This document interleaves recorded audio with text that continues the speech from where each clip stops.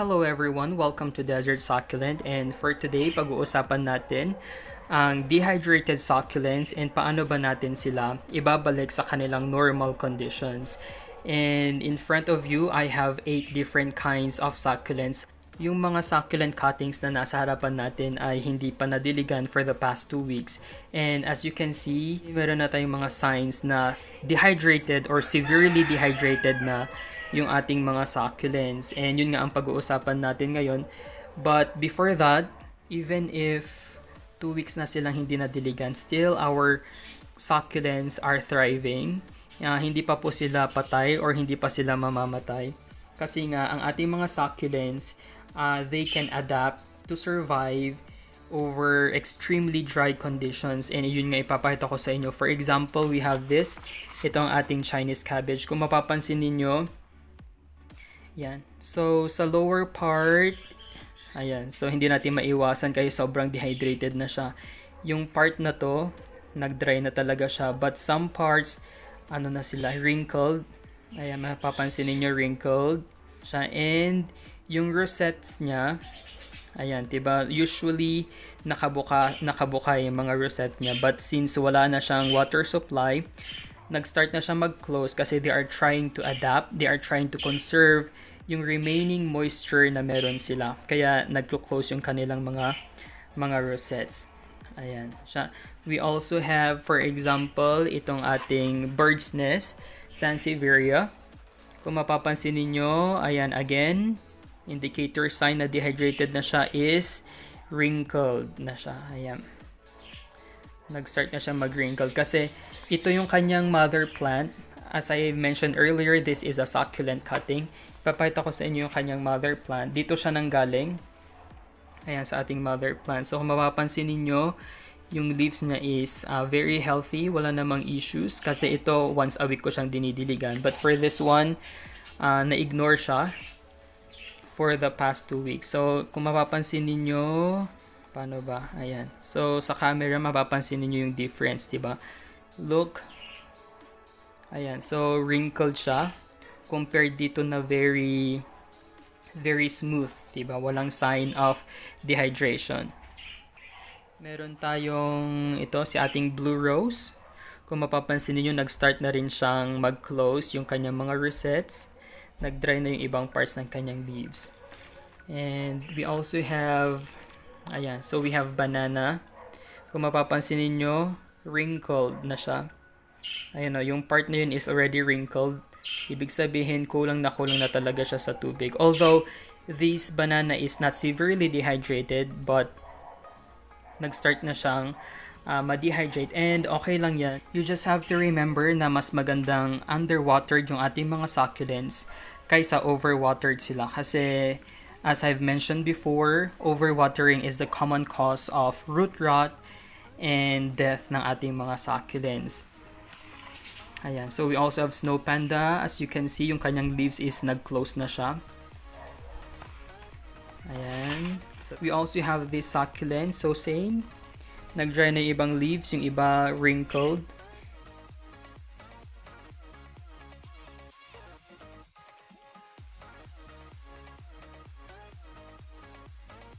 Ang next naman natin gagawin is to water yung ating mga succulents. You have 3 options kung anong klaseng tubig ang gagamitin ninyo. Una sa lahat, we have yung ating mga tap water directly coming from our faucet. Kasi kumbaga, that's very convenient. It's readily available para sa ating lahat. The problem is, ang tap water kasi natin is we are not sure about the pH level. Kasi yung ating mga succulents, ang gusto nilang pH level ng kanilang tubig is nasa around 6.5 or 6, which is considered acidic. And rainwater is the most ideal na water para sa ating mga succulents kasi yung kanyang pH level is acidic. And number 3, you can also make use of distilled water kasi yung pH level niya meets the standard ng ating mga succulents. The problem is, syempre, expensive ang ating mga distilled water kasi if you only have this kind of succulents, you can make use of distilled water kung wala kayong rainwater, diba? But if you have a lot of succulents, using distilled water is very expensive and I think it's not really practical. We are left with rainwater as the best option for watering our succulents. In addition, yung rainwater kasi natin, they are trying to help yung roots ng ating mga succulents to better absorb yung nutrients. So now, ready na tayong isave yung ating mga succulents. Ang gagamitin nating way to water our succulents is yung ating bottom watering. We are not going to use soak and dry method kasi nga yung ating mga succulents are dehydrated. Ayan. So, pag sinabi nating soak and dry method, ang ginagawa natin is, for example, ito.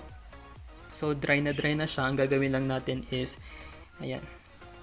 Lagay nyo siyang ganyan. Try natin itong si Chinese cabbage. Ayan. Ganyan yung ating fast draining na soil. Pagkalagay nyo, ayan na siya, tumutulo na siya agad. So, we are trying to avoid na maglagay ng tubig sa kanilang rosette. Ayan, so watering directly here kasi once na may naitira or naipon na tubig dyan and hindi natanggal, it can cause rot sa ating mga succulents. So, ganun ang ating gagawin. Let's try. So, sa paligid-ligid lang muna. Ayan, so i-soak natin. Ayan, kung mapansin niyo nag-ano na siya. Pero itong si Sansevieria, mukhang hindi fast draining yung ginamit natin dyan. Pero okay lang. We also have yung ating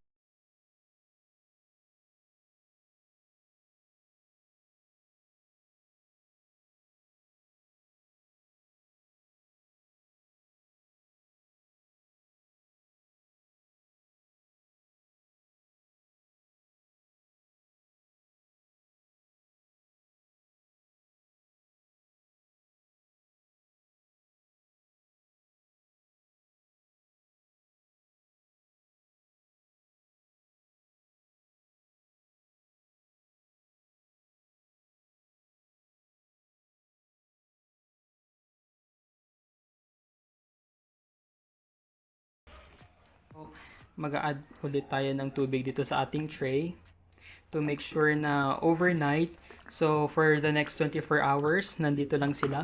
Hayaan natin silang uminom ng tubig. So, ganyan ang itsura ng ating mga succulents. Iiwanan lang natin sila for the next 24 hours. And let's see kung anong mangyayari sa kanila.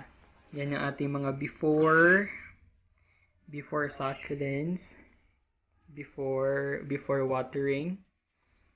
Ganyan ang kanilang mga itsura.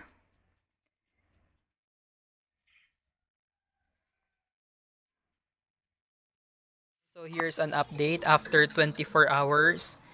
Ganyan na siya. Kung mapapansin niyo yung tubig sa tray is ano na siya, nawala na siya. Sinipsip nila siya. And ayan.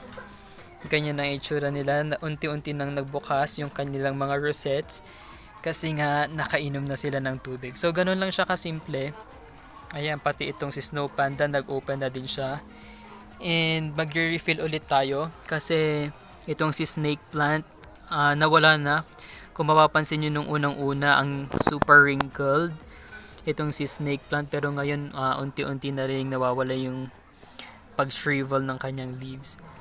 Maglalagay ulit tayo. So again, this one is rainwater.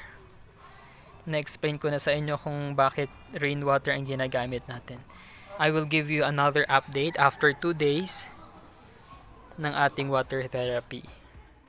So day 2 na po tayo ng ating water therapy para sa ating mga succulents. And kung mapapansin ninyo, ito si Chinese cabbage, nag-open na yung kanyang rosettes and yung kanyang mga leaves is bumalik na sa normal. Kung mapapansin nyo rin yung ating tray, wala nang tubig. Ayan. So ayan na siya, tingnan nyo. Nag-open na sila, bumukas na sila. Ayan, and they look healthy again, diba? Pati si Sansevieria, pati ito. Ayan, diba?